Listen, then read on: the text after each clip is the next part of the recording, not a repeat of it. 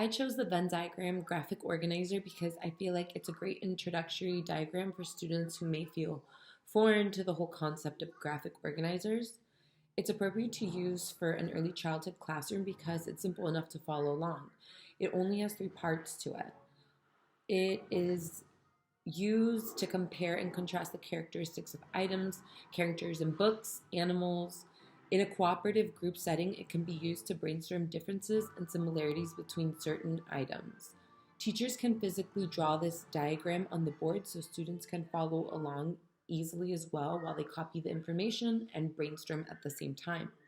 For example, in this graphic organizer, I compared cats and dogs. In a group setting, I would encourage students to think about dogs and cats and the differences that they have.